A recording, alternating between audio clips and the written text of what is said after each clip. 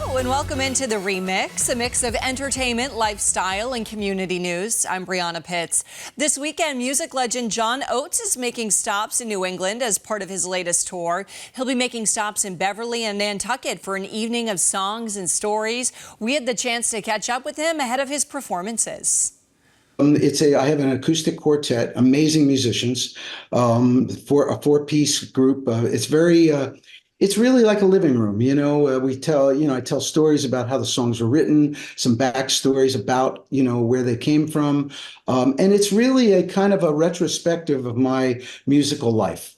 Because I started out as a little kid. I began playing and singing at 6 years old. So I know, I grew up with rock and roll, the evolution of rock and roll from the early 1950s. And so I like to kind of show people, hey, these are the songs that I listened to when I was a kid. These are the songs that made me want to be a musician. I do a little bit of that. I segue into some of my solo stuff. I do some covers of songs that were influential to me. By various artists like Doc Watson or Mississippi John Hurt or Curtis Mayfield or Smokey Robinson. So it's like I just try to give people an overview of who I am as a musician. This show is actually designed for that. That's, I purposely intended and booked these intimate theaters. I love these old theaters because, they were made for music. They really were. And everything sounds good in there. People are comfortable sitting.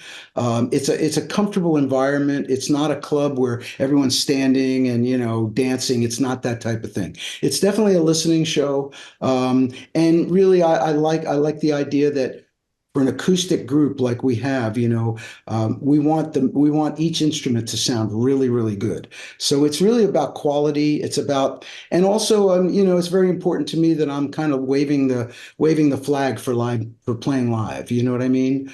It was funny. I had there was a little kid who actually said to me on a few shows back, said, I don't really know your music, but I heard that you play live.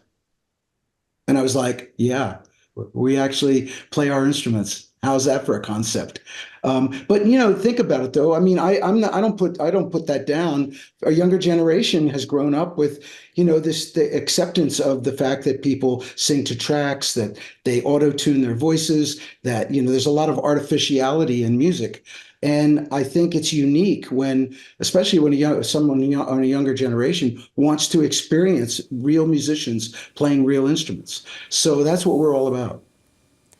Well, you still have time to get tickets. He will be at the Cabot Theater in Beverly Saturday, August 24th. On Sunday, 25th, he will be at the Nantucket Dreamland Theater.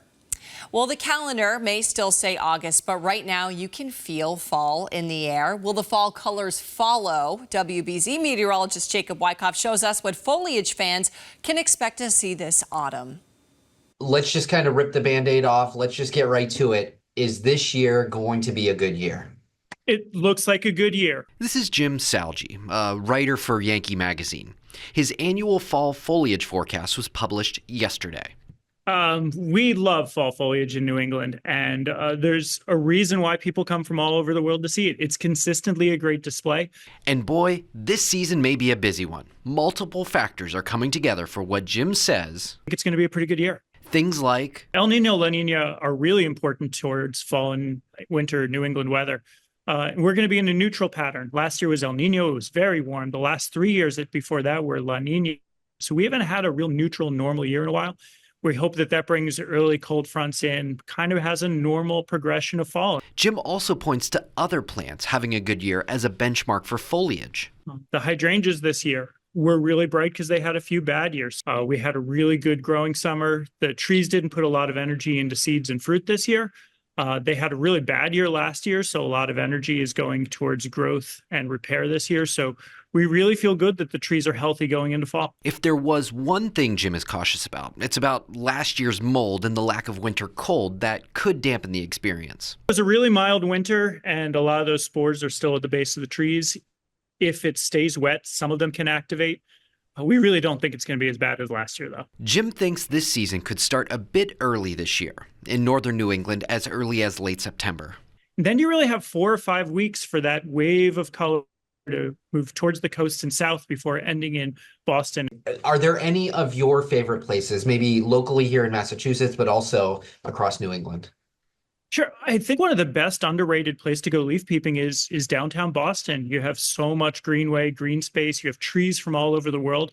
And it turns peak after everywhere else in New England. And that's the thing that locals know and love about leaf peeping is it's about the leaves, but the leaves are a backdrop to every other fall tradition that we have here. The apple picking, the pumpkin picking, the farmers markets, the hikes, everything that we do in fall has that beautiful backdrop. Definitely something to look forward to in the coming weeks. Now, if you want to read Jim's full fall forecast, we have a link on our website, wbz.com, and you could also pick up a copy of Yankee Magazine on store shelves. In Boston, I'm meteorologist Jacob Wyckoff, WBZ News. Well, even though summer's coming to an end, the New England fall traditions are ramping back up. Coming up, we've got an inside look at this year's Marshfield Fair, plus a next-level work perk. Meet the businessman who is revolutionizing incentive travel.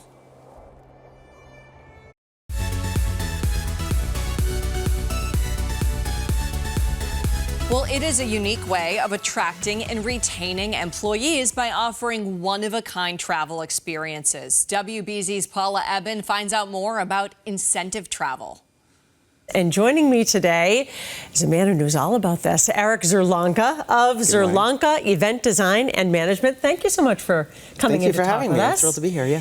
What a fascinating business you have, and it sounds like so much fun. Talk a little bit about what incentive travel is and why companies are using it now. Yeah, there are several different industries that are using incentive travel for not only to incentivize their customers, but employees as well. And you can think of incentive travel as really a reward and an acknowledgement for hard work being done and goals being achieved.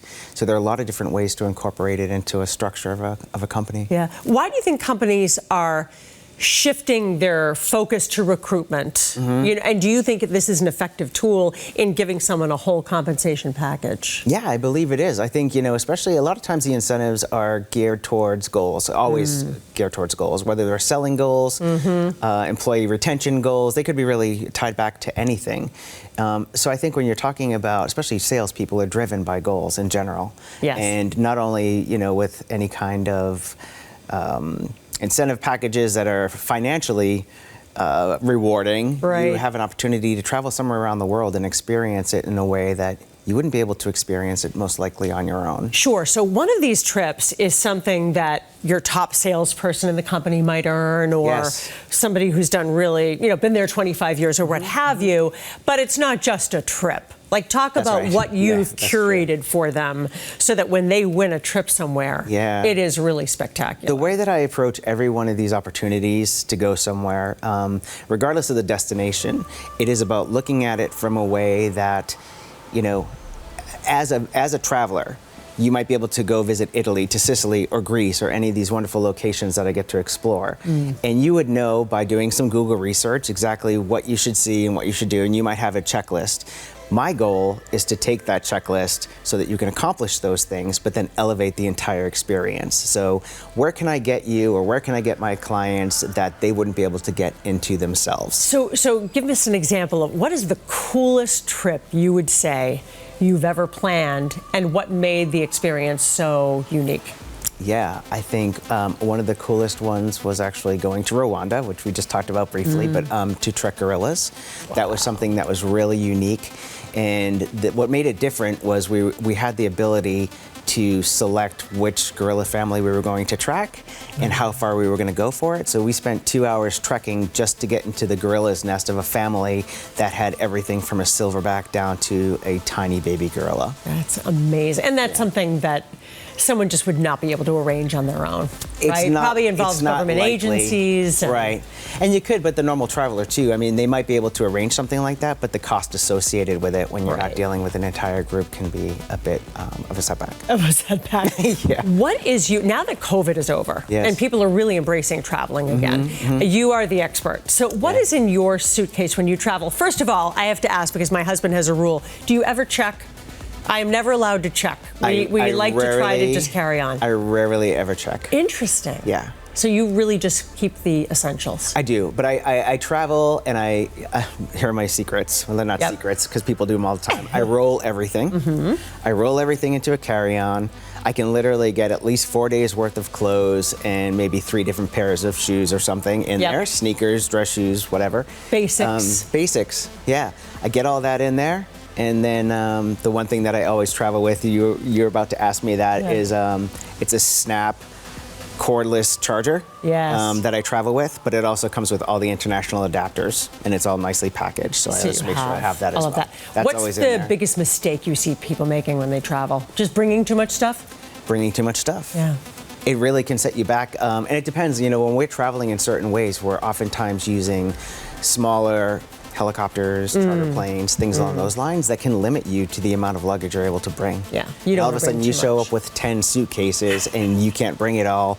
That's more stressful to most people than having to pack initially lightly and so that you can carry it with you. Oh yeah. And it's interesting, even for trips, international, locations kind of go in and out of style.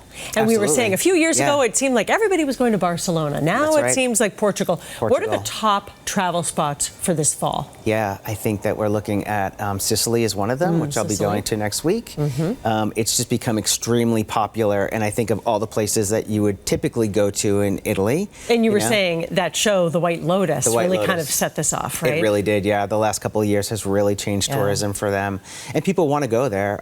So it's going to be nice for me to go out there and explore it as well. Beautiful. Yeah. What are some underrated places that people should travel that might be less expensive? You know what? I think that there's a lot of underrated places that are right here in the United States. Yeah, it's true. I've really had the opportunity to travel to some of them, that are in West Virginia or Utah or Montana, like there's beautiful parts of this country that I think are underrated. A lot of people think they have to go international to have a really unique experience, and you don't. Some of our national parks are just beautiful. Insane. Yes. Right? Yes. And so you do not curate for the common man. I mean, obviously this is big and corporate, specialty packages. Yes. How do people find out about you and your services? They can visit our website at any time. It's Czerlonka.com. We're also on Instagram.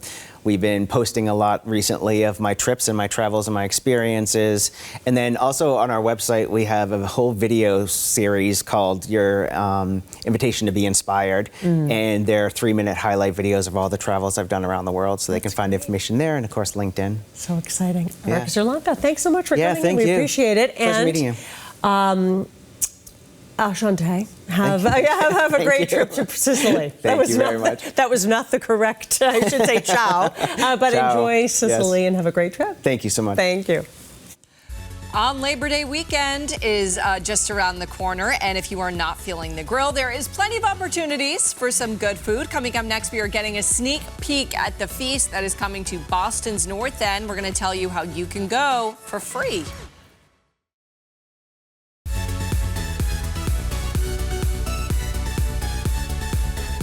Feast season is here in Boston's North End, and today we are getting a preview of one of the upcoming festivals. I got to chat with the president of Pastene about all of the excitement.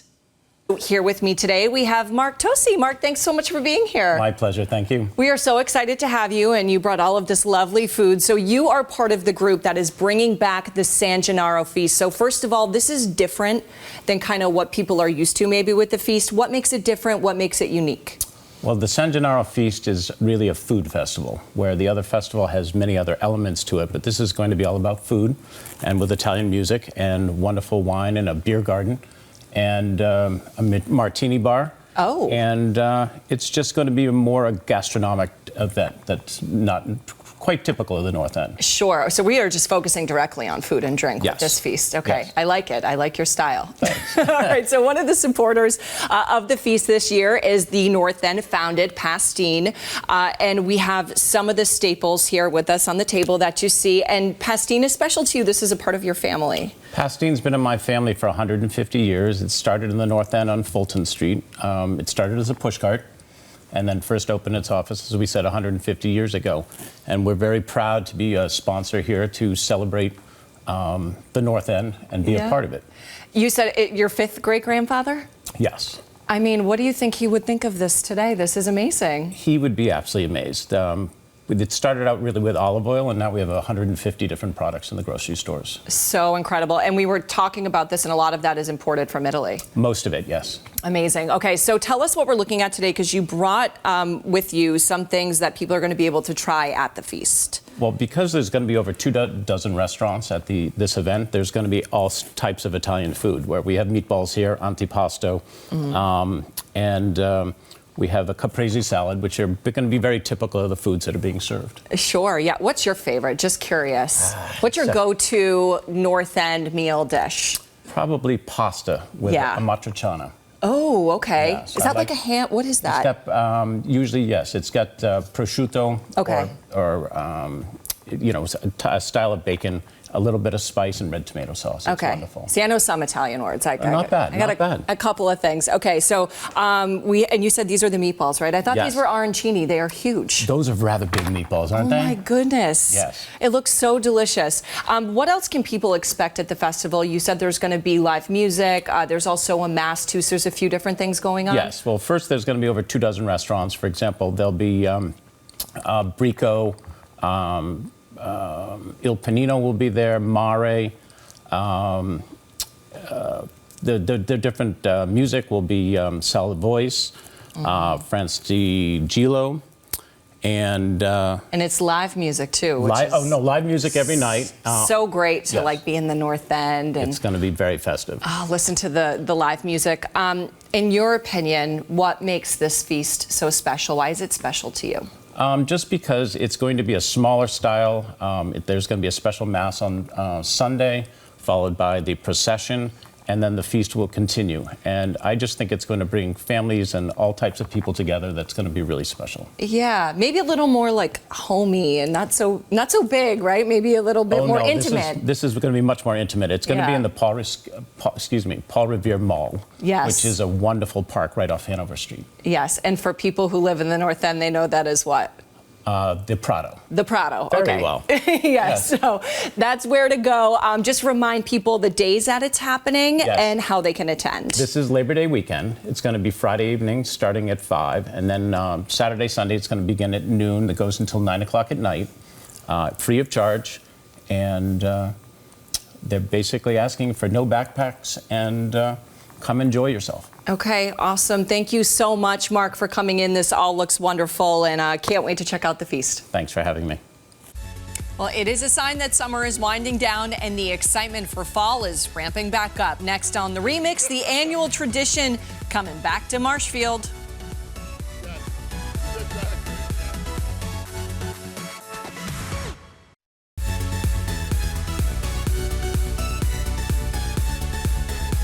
For more than 150 years, the Marshfield Fair has marked the end of the summer. From the rides to the food, the end of August tradition has something for just about everyone, as WBZ's Levin Reed shows us.